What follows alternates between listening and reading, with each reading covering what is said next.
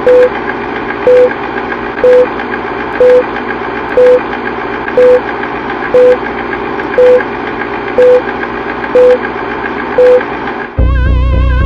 like to see most of the human race killed off because it is unworthy. It is unworthy of the gift of life. I don't care what society thinks. They're nothing anyway. They're no better than me. Until we hear the safe word, we will not stop.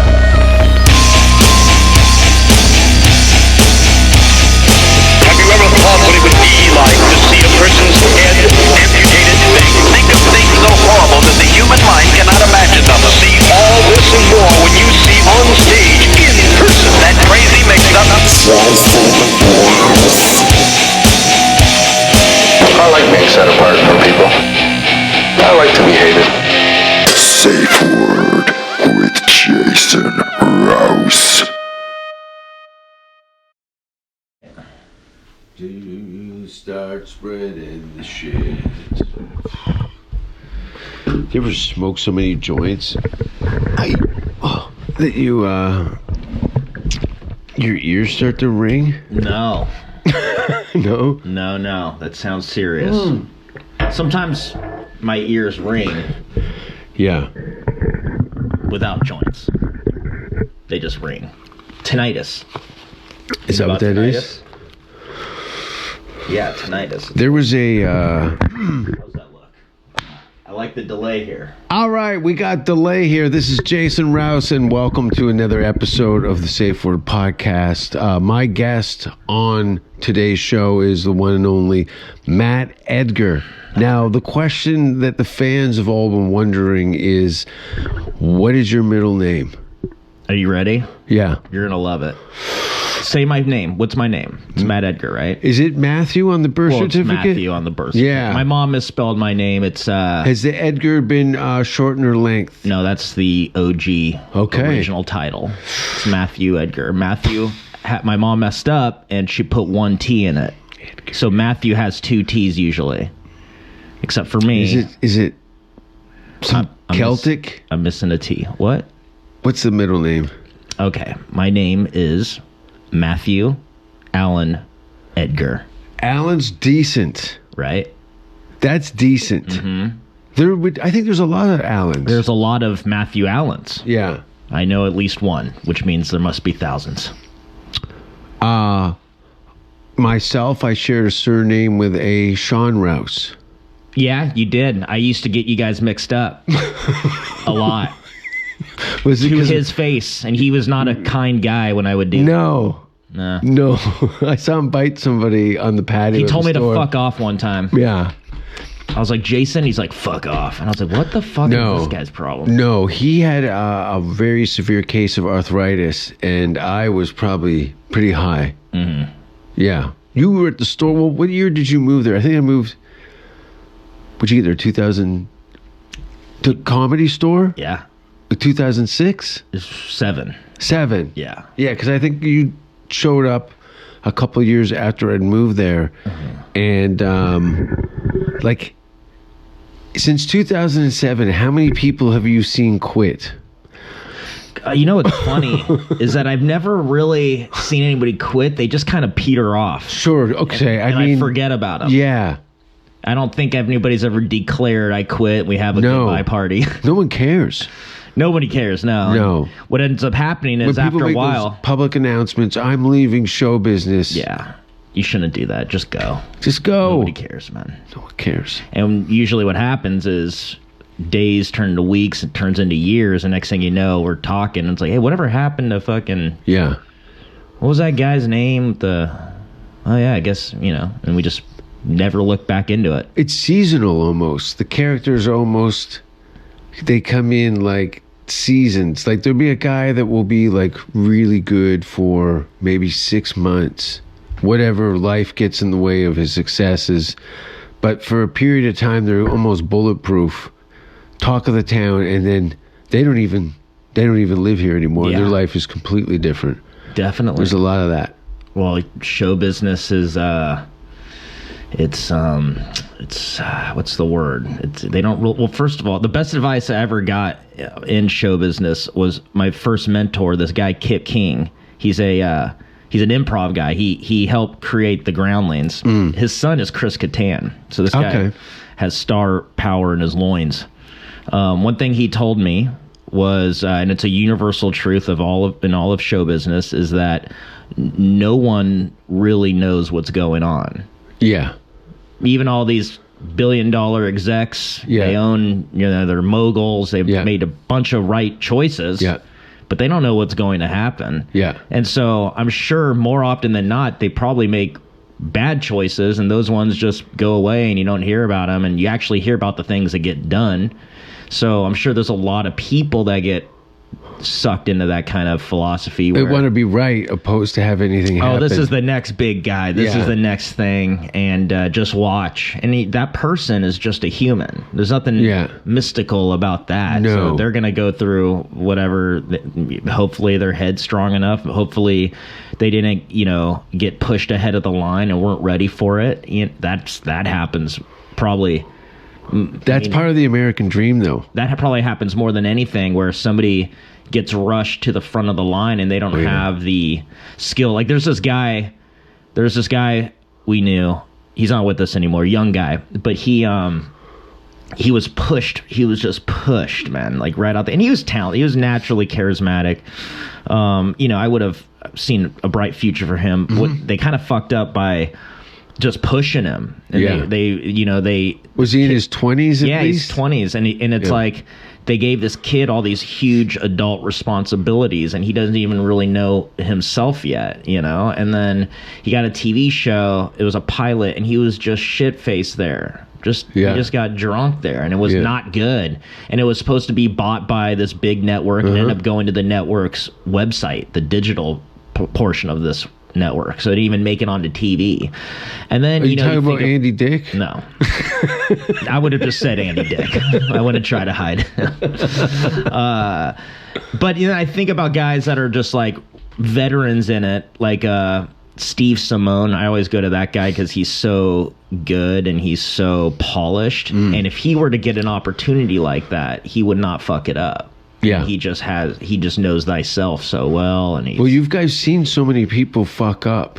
Yeah, like the people you were referring to earlier. They've been kind of moved up to the front. Sometimes you guys are all on the fences, like, oh, this is gonna be good. This kid is not cut out for this. I ignore it. Yeah, clearly the noise. But there is like public execution level when you're at the Comedy Store performing. On that stage, there's a level of standard that people are accommodated to. Yeah. And when you see somebody who's an actor who's been kind of ushered into the stand-up ring, and they're very popular and very charismatic, Kramer.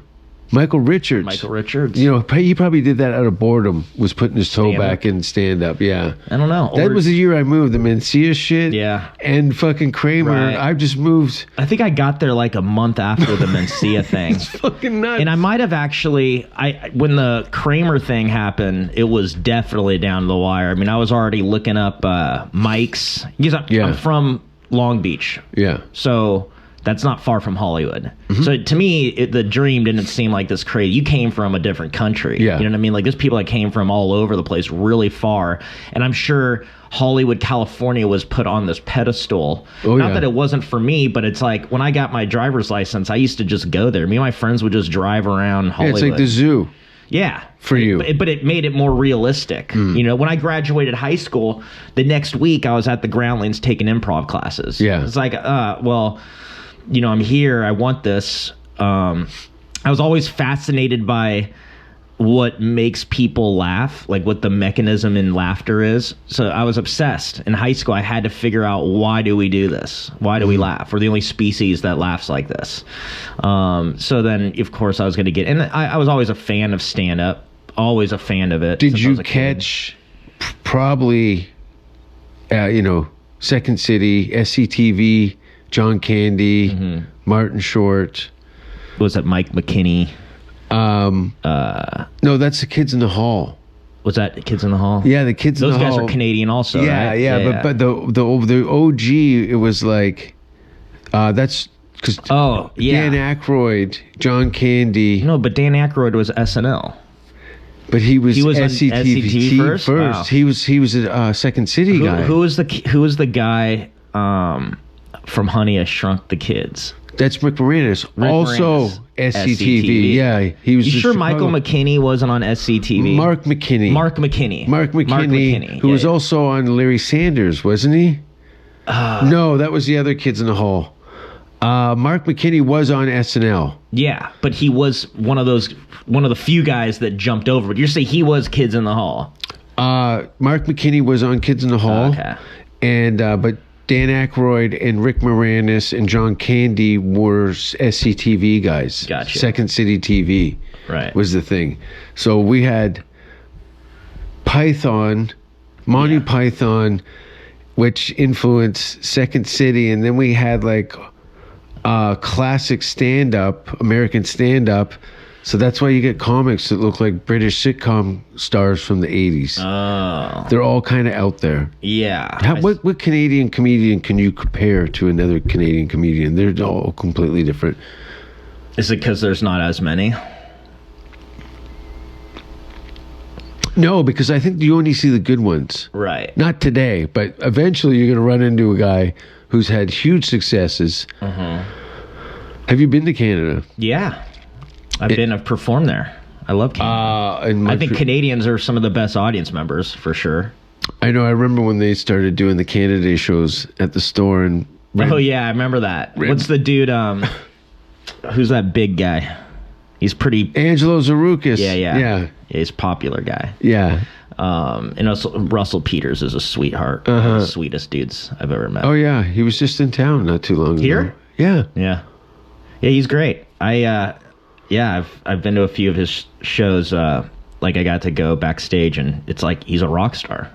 Yeah, but he's also from back then. You remember? It's kind of impressive. If you think about it. Like right now, the arena comic is kind of there's a lot of them. Yeah, probably more than ever.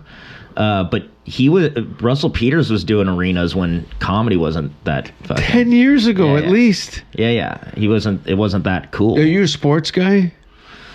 UFC mostly. Okay, see, same here. I periodically watch it because I know there's going to be comics sitting in the stands. It's very the mixed martial arts game and comedy have crossed over like music and comedy did in the 70s. Oh, no doubt. I was hanging out with Sean O'Malley the other night. Isn't it wild? Yeah. And it's he's just as much of a fan of comedy as I am of MMA. So it's wild, right? Cool, crossover. No one's puffed up. It's all about being hilarious. Yeah. So there's a lot of people that come in. Like, I don't think Ric Flair's experience went very well. No. See, that's the thing. I don't think he really knew what he was getting into. No one does. Nah. And he's also, he's set in his ways. Yeah. And I think he's the Ron Jeremy of wrestling. Yeah. Yeah, I'm sure that's a pretty accurate comparison. You should tell him that if you ever get a chance to meet him. What an honor. Ron Jeremy, man, he used to fall asleep in the back of the OR. You've seen Ron Jeremy more than your family, haven't you? No. Are you sure? I've seen him a few times. He's always sleeping at the Ding Dong show. He'd go in the back of the OR and I'd hear snoring. Oh, he'd be fucking sleeping. Yeah, and it's like, why did you come here? Yeah, you're rich and famous.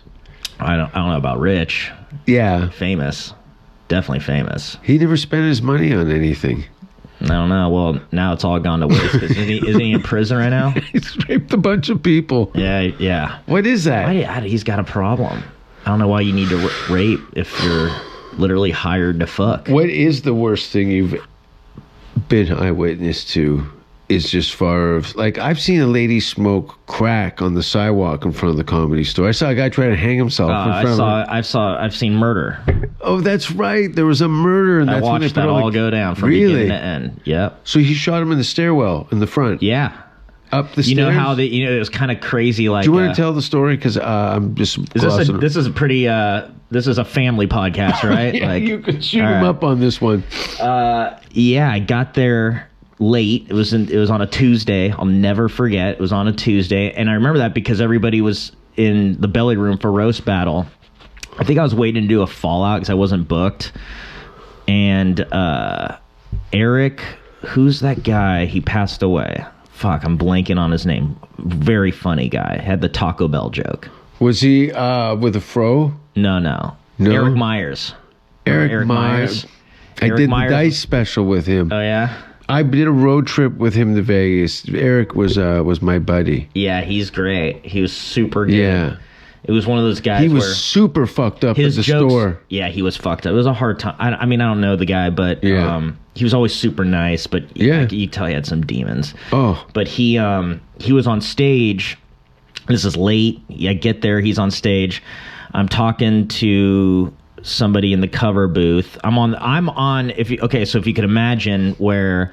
So you're in the original room, right? And you enter right next to that cover booth. There's that velvet rope and the curtain. Yeah. I'm on the other side of that curtain, right? So I'm there and I'm peeking into the side of the cover booth, talking to whoever's in there, and I'm standing next to Josh Nasser. Yeah. I think we're both trying to get Fallouts, not thinking we're about to witness some crazy shit. All is calm. Josh is great during a fire because he's useless. Dude, I'll tell you this, man. He was the most fearless dude there. I mean, we all hit the ground. First, you hear 2 shots, and it's very confusing because it's so loud. The last one I saw. Yeah. I saw the guy, because where he Was works, he masked up? So, no, he had a hoodie on.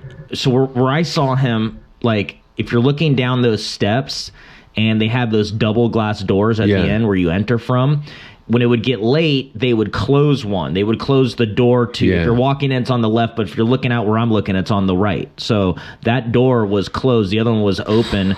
It happens right in front of that closed door. So, like, I see the guys, and he shot, I'll never forget, because it was like, he did that ghetto, like... Side shot? The side shot. Yeah.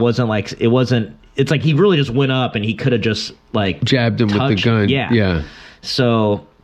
Then he runs. He's holding it like a taser. But the crazy thing is, the guy, it was like a cowboy. Like, the way when it hit him, he backed up against that glass door and slid down. And there's just that trail of blood.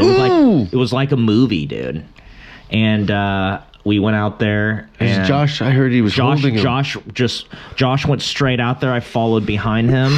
He gets down with the guy. The guy was like, my leg.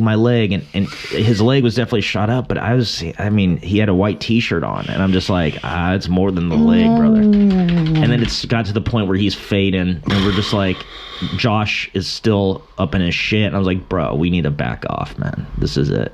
Yeah. There's nothing we could do for this. Wow. Guy. So we walked away. Wow. And then they put security cameras at the store. It changed the whole culture. Because now we have security guards. Now we have cameras. You couldn't get away with that now. It was so Wild West. It was like a tavern. Yeah. From the gold rush. Yeah.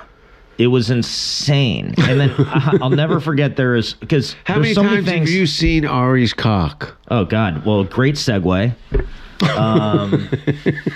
I mean, a lot. That's dude. the meter. I've gone camping with him. I've gone, we've slept. No, we've shared beds. He is to be trusted, but trusted to be himself. Ari will always. You can always count on Ari being Ari. Oh, you could always count on Ari. Period. He's one of the most reliable, generous people I've ever met in my life. He is a peach, isn't he? I remember when I did his podcast and he paid me. And I was like, no one pays. Yeah, because I he was doing that in the beginning. We're talking 9 years ago. Right. Yeah, he would pay me $50. Yeah, I also, I was in a good spot. He would, when he started making fans, I'm trying to have real fans, and he was such a cool guy to be a fan of because he was very approachable, and we would be in his apartment in Hollywood behind Pink Dot, right, like a block from the store. Yeah. And he would hire me to help him ship his merch. Yeah. But we would have to package it. And sometimes these guys would send Ari a note. Yeah. And Ari would respond. Yeah. If you wrote him anything extra, he would respond and then give him a little extra stuff. And it was just like very cool. He was always super cool to his fans. He's one of the guys that if he was a fan of somebody, how he'd like to be treated. Yeah. And does that twice. Right. Like just anybody. again, Russell Peters, he would sit out at the table for 4 hours, shaking hands and taking pictures. A whole stadium. Yeah. Wild. He goes, sit with me, and I'm like, no, I can't. I can't sit here this long. I'll have a panic attack. Yeah, comedy fans need to know. I mean, for one, we are we are very like awkward people, and we don't like. I mean, I go to the green room till everybody leaves, but that doesn't mean I don't really enjoy, when somebody comes up and appreciates my work, and does not mean I won't give them the time. And I think comedians are like that. Comedians that are successful, it was not easy. They are nobody they spent at least a decade embarrassing themselves every time they went on stage. Yeah. So that kind of builds like your ego can't be too crazy. I mean, there's obviously some real egos in this business, but even those guys, it's like there's a lot more humanity to them because they struggled. Like, I know guys that are millionaires that were living in cars and shit. Yeah. They don't veer too far away from that part of themselves. No, yeah. I think anybody that worked in the service industry or a blue collar jobs, and even grew up in a time where it wasn't the best part of their life. Mm-hmm. As they gain successes and stuff, it's like, but then there's some people that just grew up like, you work with your homies, like Adam Sandler, always works with his boys and people he trusts. Yeah. That's hard to acquire in this business. What do you mean, trust? I don't know how the Wu-Tang Clan has stayed together. Are they original members? I don't know. I haven't been to a Wu-Tang show. I did go to a Gangstar show and opening for Rage Against the Machine. Oh, that's sick. That was a sick show. I went to a Bone Thugs. Oh, yeah? So good. Okay. Didn't one of their members recently die? Oh, I don't know. I think there was a Bone Thugs murder. Wouldn't be surprised. I was more a naughty by nature kind of guy. Oh, okay. Yeah. Yeah, I was more into the late 90s hip-hop. Like, I guess late 80s, early 90s for me. Late 80s, early... Oh, okay, I see. You like the hippity-hoppity. Do you know Warren G? Yeah, of course. Warren G, Russell Peters brought Warren G to my house to buy weed. Oh, my God. At 4 in the morning during the Up and Smoke tour in 2001. Wow. And then we went, and then I smoked weed with Dr. Dre and how cool. Sold him some weed. That's so cool. That was fun. Yeah, well, those guys... if you're into hip-hop, there's nobody that's more of an encyclopedia. I almost like, you don't need to be in the hip-hop. Like, those guys are just icons. Oh, for sure. They're living legends. Uh-huh. If you see, like... Snoop walk in, like, you don't have to be a rap guy. I mean, if you have to be maybe a certain age just to remember, like, how you can this guy smoke ruled. Cigarettes in the room by association. You've been around Chappelle enough? Can you light up in the?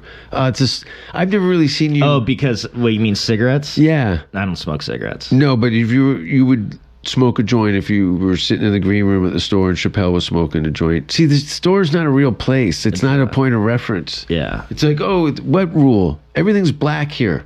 Right, even the people. It's just clown town. Yeah, it's where you go to avoid growing up at all costs. I mean, that's really what I feel like we're doing here. How far was were you living within walking distance of the store? Mm-hmm. Actually, when Ari moved to New York, he gave me his apartment and paid for it for like a year. That's right. He was selling his couch and stuff too. Yeah, and I basically just had to manage his apartment. Yeah, because the building was going to be taken down, and they're trying to buy him out. But his whole thing was like, that crafty, they had their work cut out for them. Jew in him was like, no.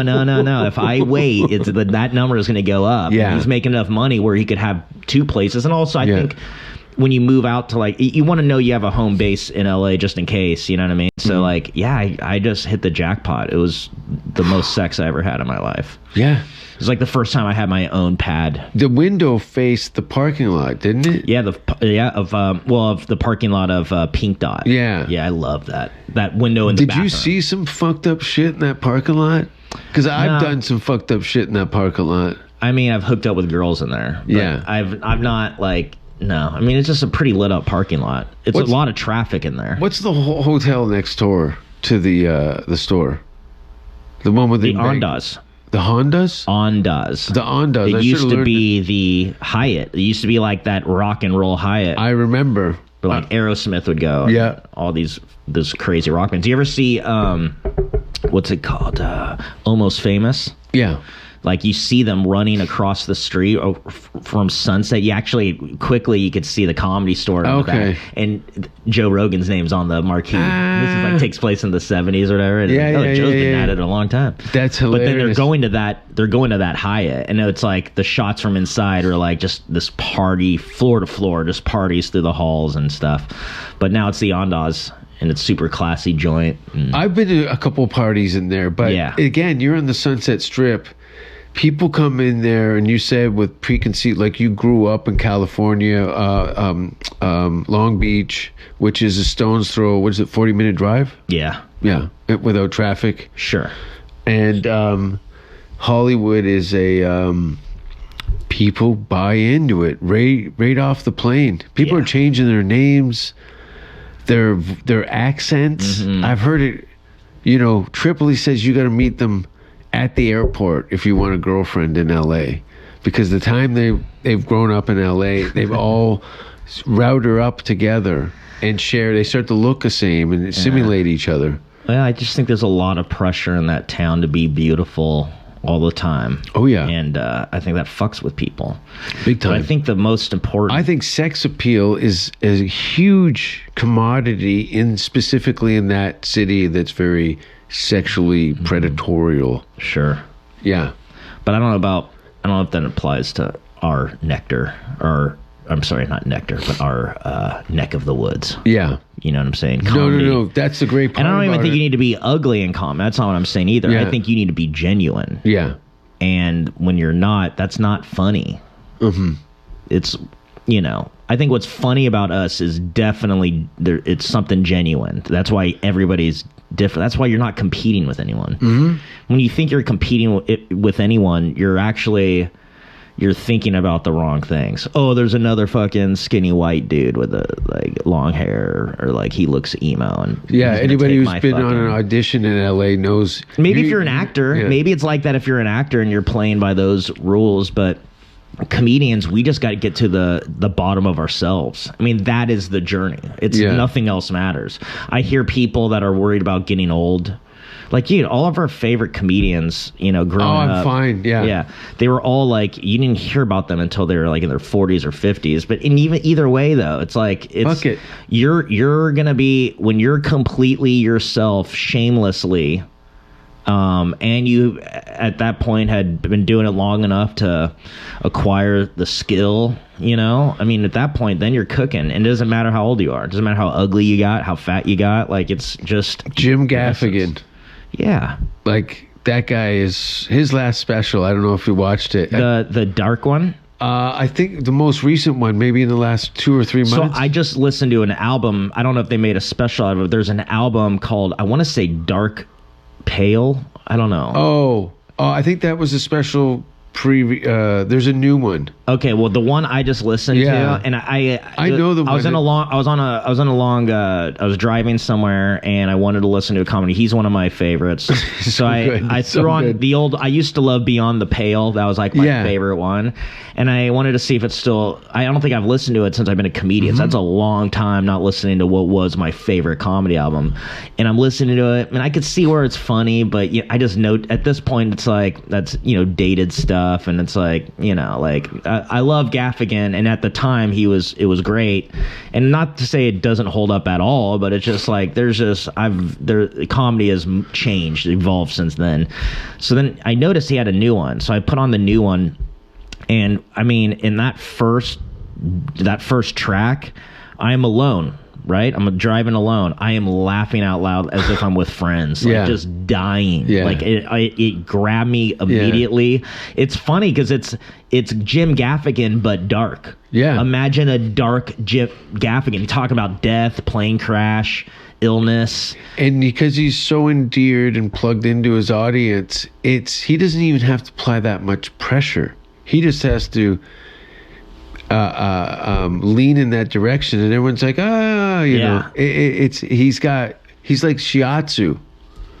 He's shiatsu, like all the pressure points. Oh, right.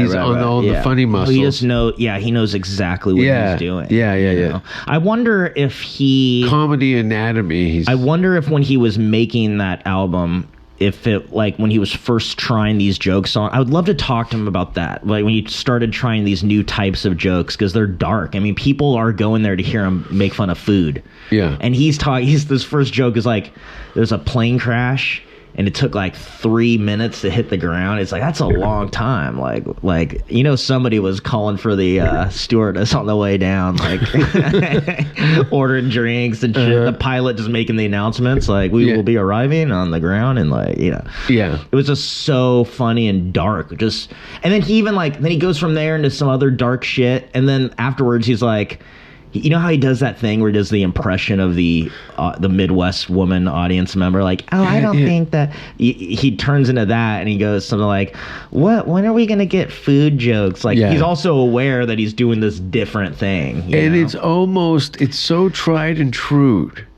that when he announces when's he going to do the food jokes, you're kind of there too. You're like, when is he going to do the food jokes? Well, that's what I thought, you know, that's what everybody thought when they bought the ticket, you know, but like, that's just like mastery of the craft. Like, he's evolved even now. He's got to have been doing it more than 30 years. I mean, he's got to have been doing it. I don't know how old he is, but I'd imagine he probably started doing it around the time I was born. Like, yeah, at least I remember seeing him and Ian Bagg come into the Hollywood Hostel. Oh, and this is 2001. Was that in Santa Monica? No. That was in Hollywood? That was in Hollywood, off of Hollywood, and I should know this. And Ian and Brody and, world champion. Judah would come in. And I was like, this is fucking wild. Yeah. And it was the first time I seen Brody. He had pictures of him with famous bands. And... yeah, these hostile audience, like people from all over the world, and most of them are in their 20-year-old kids, and he's screaming at them about anthrax.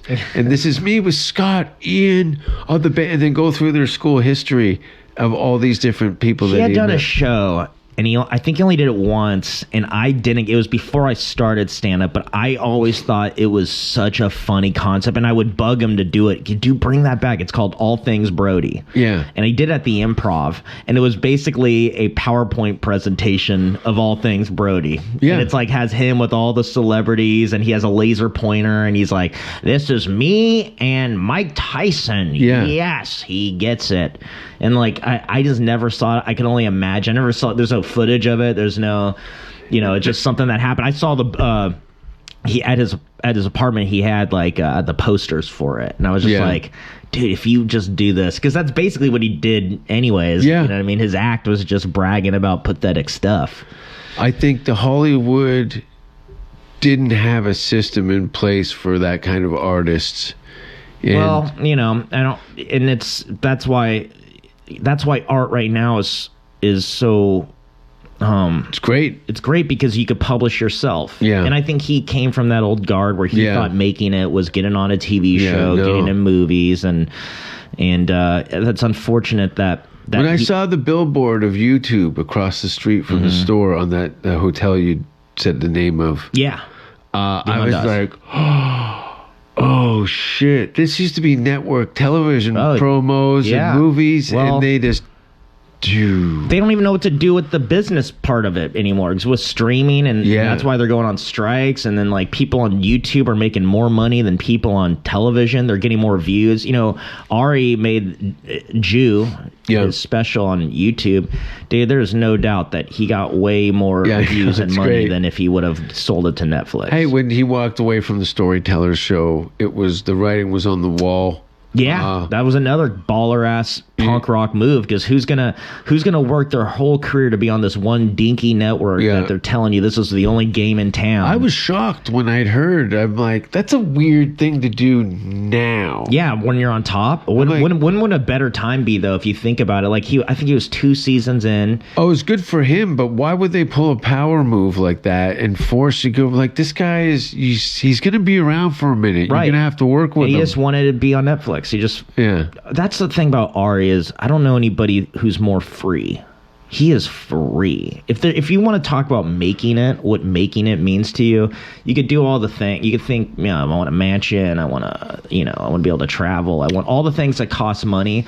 Ari's free, man. He could do whatever he wants. If he wants to dip out of the country, traveling is key for like a couple months and live in a hut in South America. He'll fucking go. He'll no more dates. I'm going to do this. I'll be back then. And then he'll come back to the city, start working shit out, Because comedy is so globalized now that you can literally... Yeah, it's a hell of a time to be doing this. It's the best time ever to be doing this. It's wild. Because it's somebody like me. And this is from a guy who grew up in California, spent most of your career in Hollywood, who's now in Texas. Yeah. That doesn't seem like something that would even be discussed 5 years ago. No way. You're going to be in Austin, you'd be like, you turn into a Hollywood asshole, and like, I don't think so, pal. No, I mean, in Hollywood that was like more convenient to me. I also just think, okay, my philosophy this whole time, if you really want to know, is that it's always been, I need to be where the bar is the highest. I need to be able to follow anyone. Yeah, the Olympics. When I'm at the Comedy Store, and God bless that place, put me on, I was 21 when I got a door guy job there. They passed me when I was 25. I'd gotten thrown into the Lion's Den and having to go up there, after the greatest comedians on the planet, and I was not anywhere near the greatest comedian on the planet. And so, but my objective became make it make sense that I'm on this show. If Bill Burr goes on, I think you learned this probably from Ari, because he was the architect of like being with the best, working at the club, moving through the system of the Comedy Store, and relatively new to the game. Where man, if Bill Burr's going to go on and I'm up next and he's going to bring me on, I can't let the audience be like, what the fuck just happened? They need to look at it like it's all one smooth show. Yeah, like it all makes sense. Like, the Bill Burr's, then this other guy came up, and then, that's the shit I wanted to be around. Yeah. And that happens at the time, it was only LA or New York. Yeah. And I just felt like LA had accepted me, the store had accepted me, gave me a place to fail for a long time, and so I felt like this is where I belong for now. You're in the great university. Yeah, and then this place, my friends moved out here, and I'm seeing it on the rise. I'm in a place in my comedy journey where I'm on my 17th year, and I feel like the store can't give me anything else. They gave me everything that they never needed to give me anything. They gave me a whole place to learn, and like I said, fail for so long. And now it's at the point where there's nothing else to get from there. And comedy, the business has changed where you don't need to be here. And I'm seeing all these new guys coming in, and there's a bunch of new paid regulars, and I kind of feel like now's a good time to go. Now's a good time to go. It's like I gave it a hell of a run. It's been a dream. Yeah. I always wanted to be a part of that place. Done. Yeah. Name on the wall. That will be there forever. Yeah. Why don't I get out now? Let the kids take over. I always remembered because like when I was a kid, there was a lot of older guys that were like fucking bitter, man. Savages. There's these old dudes.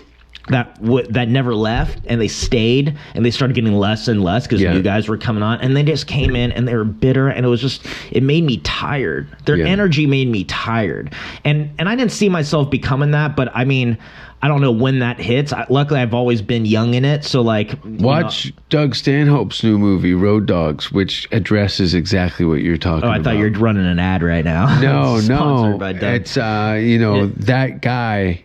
He plays that guy who you're talking about. I just think like you don't want to be bitter, and I wasn't bitter, but I didn't want to ever get anywhere near it. I didn't want to see where one day I would be. I thought now's a good time, move out. And you know what? It could have went to New York or Austin. I chose Austin because, again, where I'm at, if I were to go to New York now, I'm at the bottom of a whole new totem pole. 5 years. Of horse shit shoveling until I start getting like club spots and stuff like that. I've been doing this so long. It's like at this point, it's not even an ego thing. It's like, no, I need to work. I can't just be doing free spots and hanging out with your pals and hanging out with my friends in New York when it's so expensive there anyways. Like this scene, Austin, is emerging. The freshness, there's such good energy. I haven't really come across too much bitterness. I feel like they're too young to be bitter by now. They're children. The kids are fucking fun, and I feel young around them. What are you, 34? 37. And I don't feel like children. They're like 22. Yeah, a lot of them. They just had their first death. Yeah. And so I'm like watching them go. I'm like, you guys have no idea what you got coming down the pipe. In. Yeah. But it's like, it's nice to be this veteran in this fresh scene. I feel a lot of respect, but I also feel like I could bring something to the scene. It's not what can the scene give me. Tony Hinchcliffe, he was like, when we were talking before I moved out, he was like, he's always trying to sell me on Austin, sell me on the mothership. And I was like, well, how do I even get into the mothership? And he was like, well, the question is not how do you get into the mothership? The question is, what can you bring to the mothership? Yeah. And I just thought that was the greatest way to approach anything. Like I was a kid. I had nothing to offer when I got to the store. They gave a lot to me. Yeah. I couldn't bring anything. They gave so much. I feel like where I'm at now is no longer a place to be given anything. What can I give? And that's been my approach to Austin, to the mothership, to any other spot I do. It's like I'm still new here, and I'm bringing what I got to this scene. And you've definitely had a unique experience. I was very happy to see you in Austin. I'm like, whew, you made it. Mm-hmm. You got out of Shawshank because it's a heavy place to live and be at constantly. Yeah. And if you're not on the road or getting a little bit of a different experience outside of the bubble, it is pressing. But they are definitely getting a taste of that here. I think it's a different kind of pressure. Industry is all comedy related. It's not like they have the anxiety of film and TV. Right. That's a beautiful thing too. But even if they did, I just think these kids. Another reason why I would never live in another scene. It's not about the scene. It's not about the people in the scene. I don't think that I'm better than people in Denver or Nashville or whatever other scenes that there are.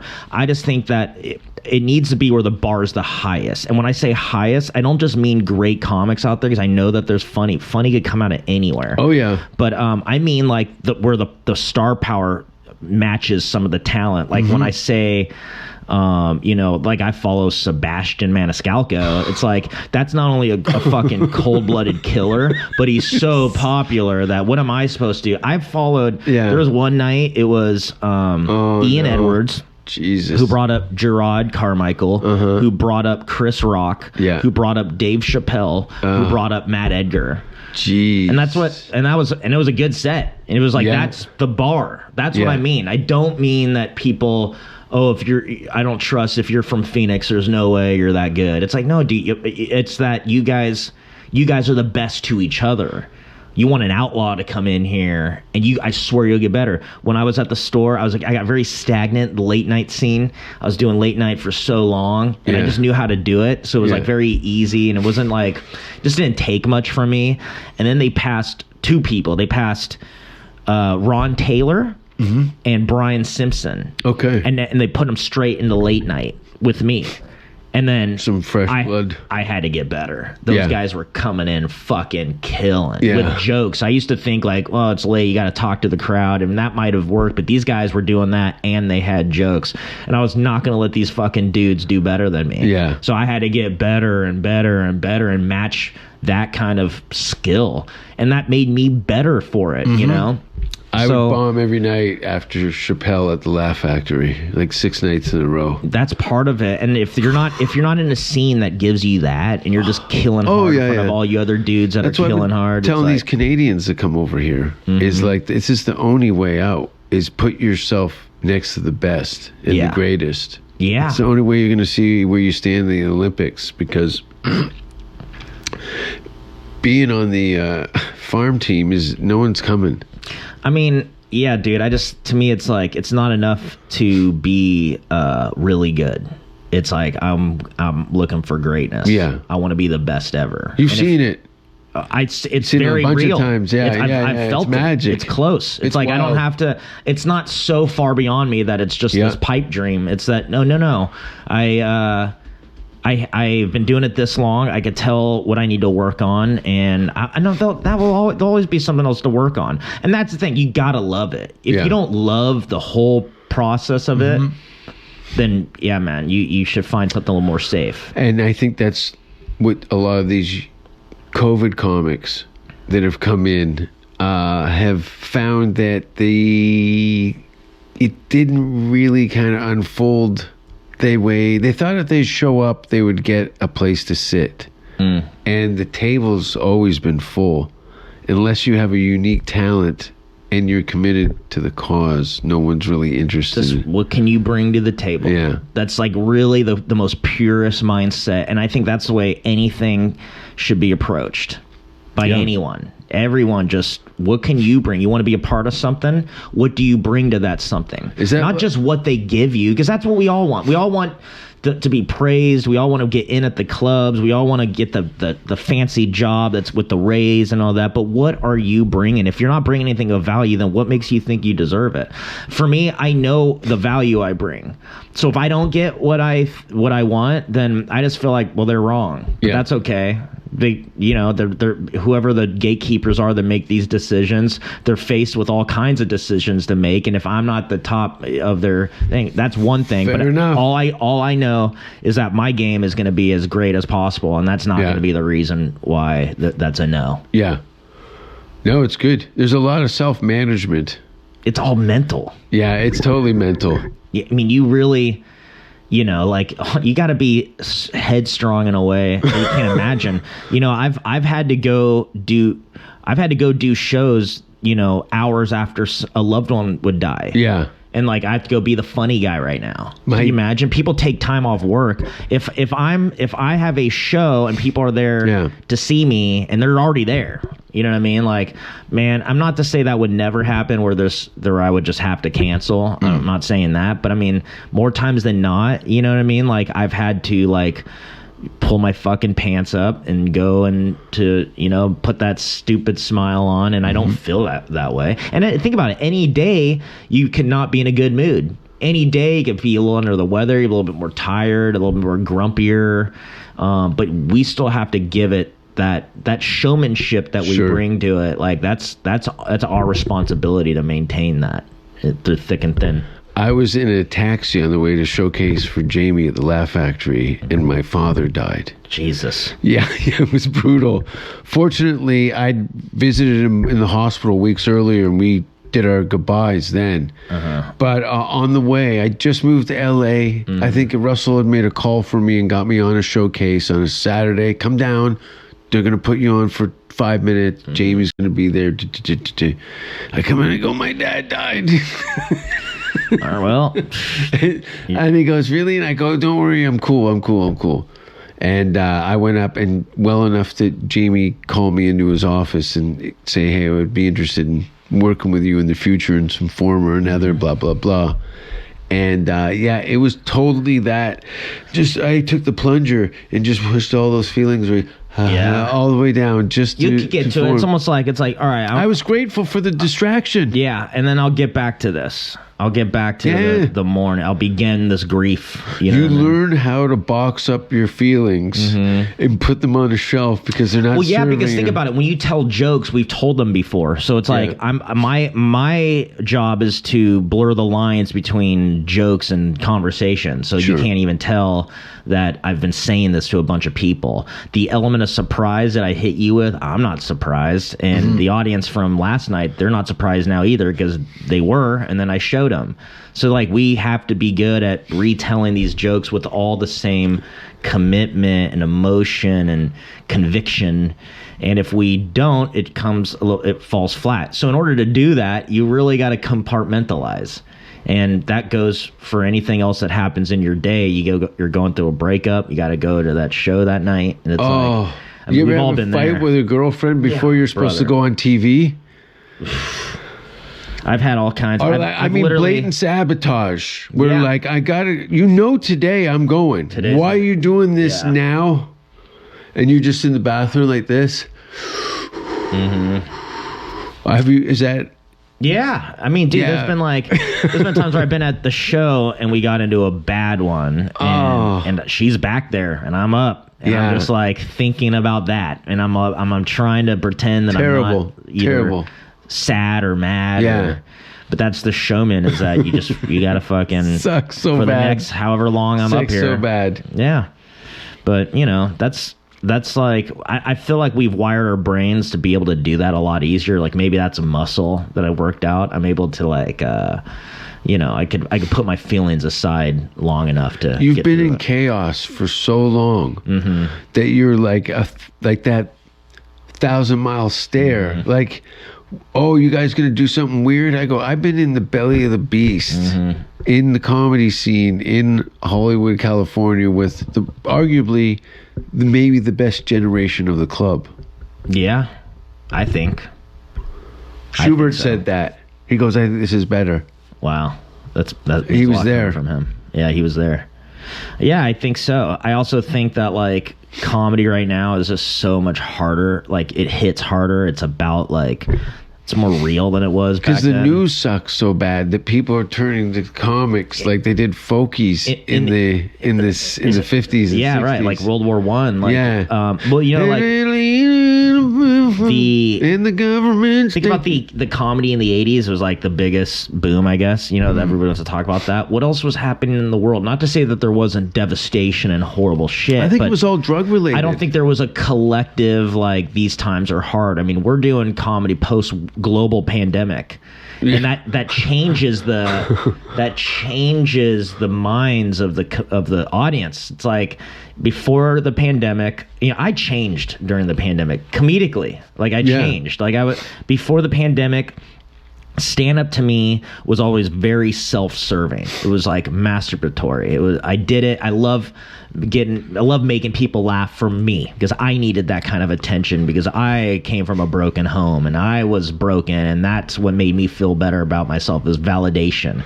And then the pandemic happened and it all goes away. Kind of cleans the palate in a lot of ways. Like now I don't have that It was validation. great. Now I felt rested. well, I mean, I felt like there was no point in living because the one thing that always validated me was gone. And I realized how much I used comedy to mask real Your identity. trauma. Yeah. I mean, it was a mask.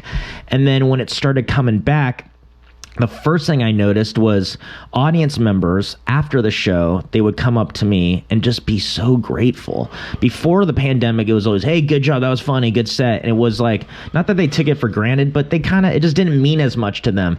Post pandemic, the audiences came to me like I delivered their medicine. Because they heard our stories.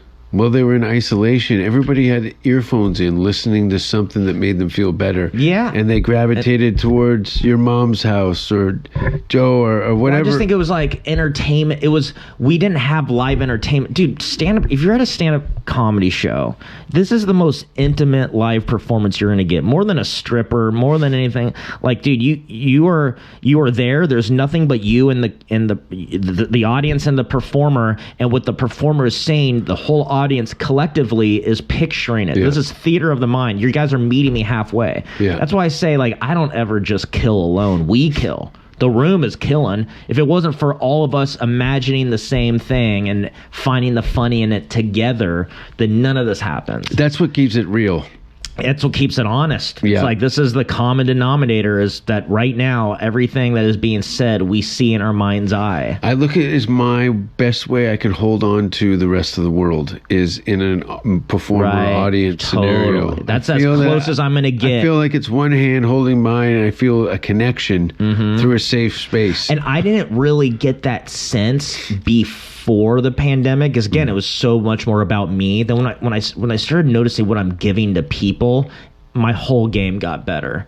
I became way more mature and responsible as a comedian, because it was like, okay, well, I need to do this for them also, because part of being an active member, a contributing member of society, and this is a society, we're a bunch of ants in an ant farm trying to make the world work by everybody throwing down what they got, what service they could give. I've been blessed enough with this gift of funny. I cannot let that go to waste. The best way to honor it is really focus on it and make sure it's great, make sure the product is great for the customer, because it's not like anything else that you give to a customer. It's like, it's something that makes them happy. I'm in the business of happy. You've clearly made a decision not to have children. It's not on my to-do list. No.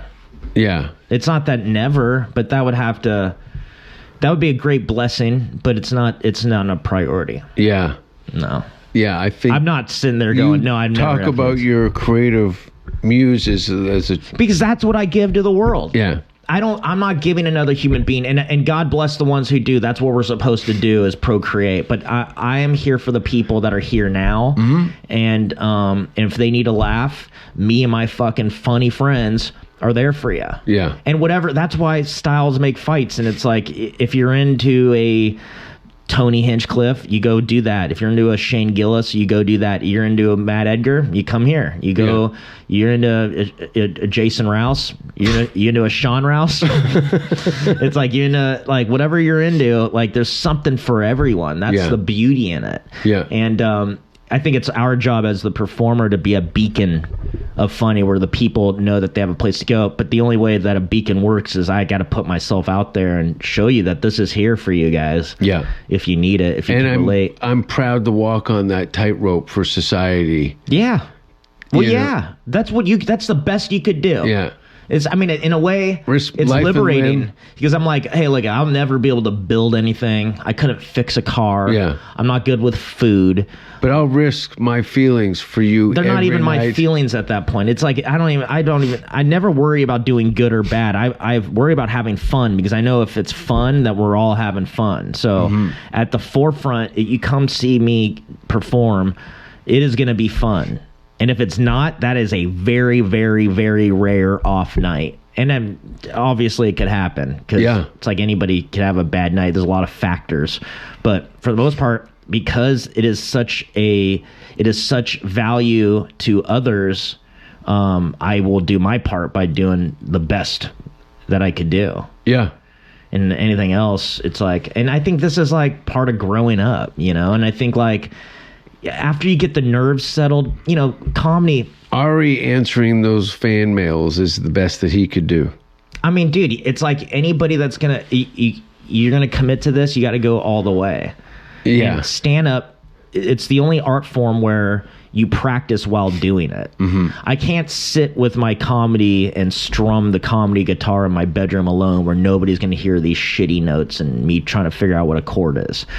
I do that up on stage in front of strangers, and that's what I've always doing. used the acoustic guitar as a metaphor for doing comedy. I go, you're literally tuning a guitar in front of a live audience. Gling, gling. Yeah. You're trying to find the gling. Absolutely. I'm not a guitar player, That's but why I can see the frustration in it. That's why it takes so long to figure figure out. And I think that's really hard to do and not be nervous and not have stage fright. I mean, I remember before I used to have stage fright. And I remember like trying so hard to stop my heart from racing. And now it's like we're just so fucking wired that I don't even think there's no stage fright. It's excitement. Yeah. I'm just excited. I see that guy up there. Yeah. I've been waiting for this shit all day long. I can't wait. Give me that fucking mic. Are you performing? What day is it today? Are we doing the secret show tonight? I'm not going to be at the Band secret always show. waits till about 3 hours before the show to send me the lineup. Yeah, I did it last week. You're spreading it out? Yeah, I spread. Oh, I just whenever he asks. Yeah. Red Band is a fucking angel that He is an angel. Yeah, he's A cherub. Well, I don't think any of this way that we're doing this would be happening without him. That's just my opinion. And Hey, Sam Tripoli and Red Band single-handedly kept my career alive in Los Angeles. yeah. Well, those are both really generous people. Yeah. And it's so funny because we laugh at like a Tripoli, like he's so outrageous. But God, if only you guys knew. It's so funny. Like It's some of the these best. guys that seem like real assholes, like Tony Hinchcliffe, Yeah. sweetheart. I'm Yeah. sorry to break it to you, but there's like guys that, and they don't want me to say it. I'm exposing them, but these guys are some of the best people I've ever met in my fucking life. The dude, Ari Shafir, who's celebrating Kobe's death, you know, everybody hates him. What a piece of shit. Like, no, dude, he's done more for people than you have. Oh, yeah, I yeah. guarantee you. Yeah. And It's that wild, goes- though. And people have to explain me to people. He's not like that. Yeah. He's nice. Right? And then I stab them out of the blue and show them who's boss. Well, that's how you show love. That's how I show love. We all have our ways. One stabbing at a time. Yeah. Speaking of stabbing, what's the new year going to look like for you as far as live performances? Do you got to, you probably have certain times of the year that you go visit family. Yeah. And away from the Texas. Is this your first Texas winter? Yeah, it will be. Really? Okay. Yep. How do you feel about that? Because you did dip out of New York for the same bullshit. Yeah, I can only last in New York until about November, and then I get too cold. I am November I am 1st. SoCal through and through. I'm a fucking lizard. No, You I get understand? it. I'm dehydrated right now, Yeah. and as soon as it starts getting a little bit cold, I am freezing. Yeah. But I'm gonna tough it out here. I'm Okay. I'm completely unprepared. I don't have anything. I don't have anything yet. Oh, you're gonna be miserable. As things get colder, that's kind of how I operate. I wait till I need to. It's the And there's plenty weather-related garment. Like you can go to a hunting store and get a sick winter jacket. I basically am trying to look like Joe Rogan on a hunting trip. Yeah. That's gonna be my look. But next Gun year, caddy. I'm here. I'm in Austin. I'm loving the scene. I'm finding all the spots. The mothership's been giving me a ton of love, so I'll ride that as long as I can. And I have some festivals coming up, and I'm just fucking doing the damn thing. You know Yeah. how this shit is. It's like Has it been 8 months you've been here? No, it's been since 4? July. Yeah, July. What is that? Okay, so that's nothing. That's nothing. That's nothing. I got a year lease, so I don't know what's going to happen after a year. And I don't know, Matt. I'm not I going to got stay a here. 2-year lease. I'm not going to stay here forever. I know that. It's going to What be do you think time. you'd end up though? But you're a California kid might, anyway. Yeah, well, yeah. Why California's wouldn't you move home. to San Diego? No, I'll and never retire? do that. I don't No? like San Diego. No, I'm more LA than San Diego. Okay. But I think I'll keep going east. I mean, I don't want to say anything because I don't know what's going to happen. Sure. But I like the idea of going to New York, and I like the idea of traveling to London and checking it out. I hear the scenes popping up in Mexico City. That sounds fucking That's sexy. rad. So, I'm just going where Do you comedy want needs to me. accompany me to Mexico City to do some gigs? Do you have some? No, but I did do a gig there a number of years ago. No shit. And I can reach out.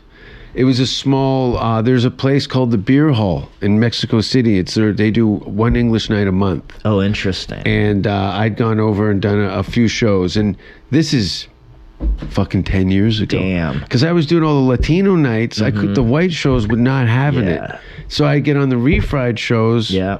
Russell Peters brought me down, introduced Vias, and then I said, why don't you come out? You've been so cool with me here in LA. Come and do some shows with me in Canada. So he toured Western Canada with me. Wow. And then I pressed some other guys that I knew were going over there But I said, you must have one English night at least. And they did. Yeah. Well, I think there's more now. Jesus Trehu called me and says, there's a club here with your picture on the wall.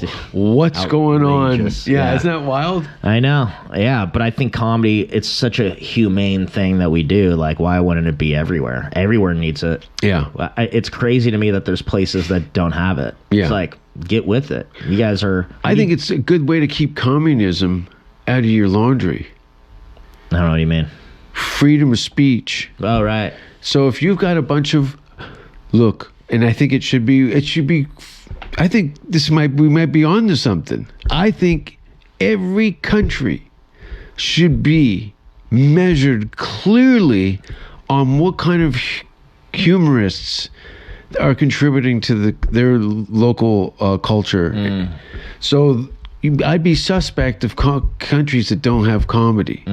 There's concerns. The guys over here still having to laugh at themselves. Yeah. Then there's no Gestapo. Right. Right? Yeah, that's a good point. Yeah, they didn't have comedy in Nazi Germany. Der Vrij. 7 years. Really? Took you 7 years? No. You have a slow modem? I never graduated high school, but I did get a scholarship to a college, and that is where I met Giannis Pappas. He was in the New York program, and I was in the Toronto program. And the graduation of the two programs was a showcase at Caroline's. And we were putting all our sketch and stand-up to these two school classes from 60 students from New York. No, 30 from New York and 60 from Toronto. And it was the first school was a writing and performing for comedy. Oh, wow. So we had like mass studies and commercial acting, voice, and a whole thing. Wow. Well, when the time the school, because everybody had a nervous breakdown, I'd already been on television and been doing comedy for maybe about 4 years at that time. Yeah. I was nowhere near a veteran, but I had successes and I was performing in comedy clubs regularly. So when I'd gone into the program, these were all like these Austin kids.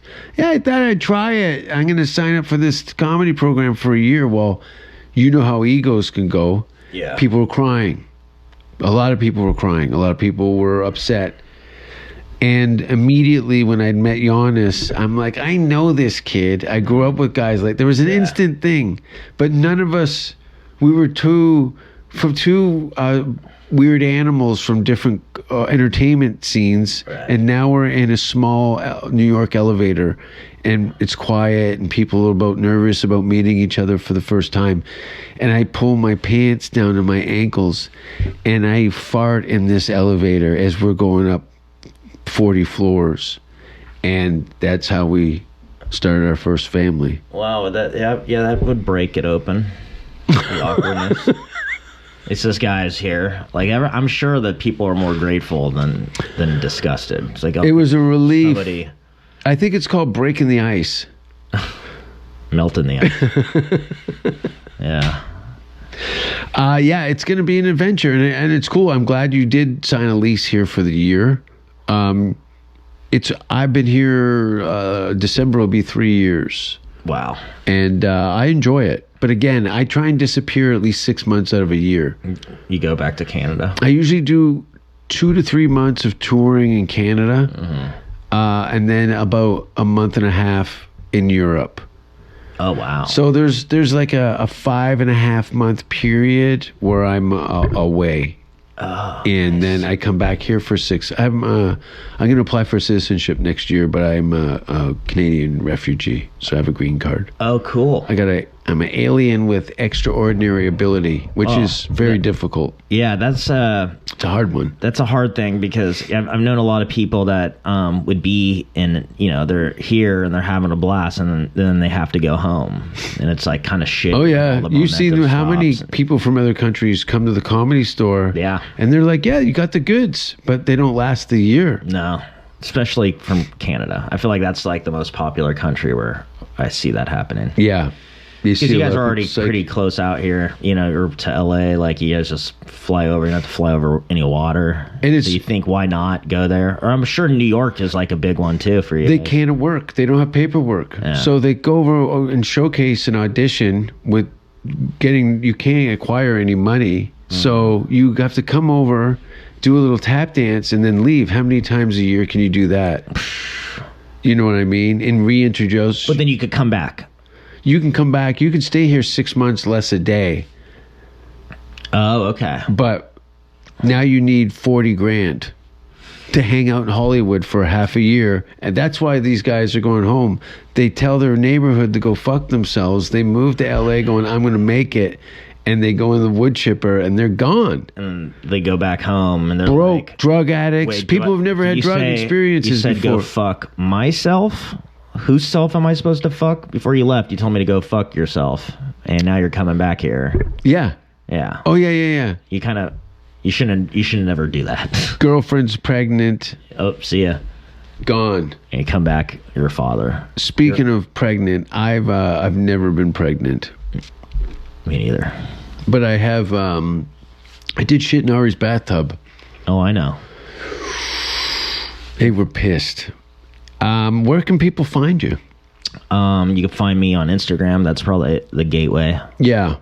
At Matt Edgar. Matt has one T in it. And Matt will be a fixture for definitely 12 months now. Yeah. Coming up, and we'll follow this up. I think we'll do one of these again in a year and see what your perspective. You might not even be I'm here. just like, fuck this place. Yeah. I'm out. Nah, I'll see you in a year. We'll talk about it. Yeah. Thanks for being on the show, and thanks for watching, everybody. I have some things coming out, but you can definitely go to all my social media and whatnot, and let's smoke a doobie. Oh, I love that right Let's now. smoke a doobie. Cool. Beautiful podcast, man. Great conversation. Lovely. Where can I pee? You can go right through here. There's a bathroom on your left. Oh, nice. This fucking bed, dude. Ugh, horse. Oh, the lighting in here's great. We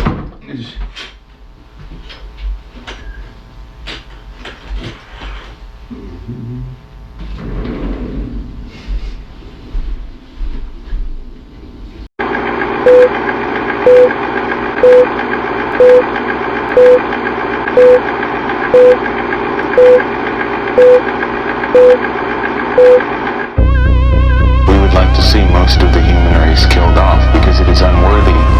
It is unworthy of the gift of life. I don't care what society thinks. They're nothing anyway. They're no better than me. Until we hear the safe word, we will not stop.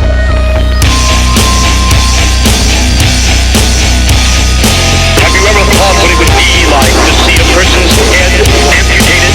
Think of things so horrible that the human mind cannot imagine them. See all this and more when you see on stage, in person, that crazy mixed up. I like being set apart from people. I like to be hated. Safe word with Jason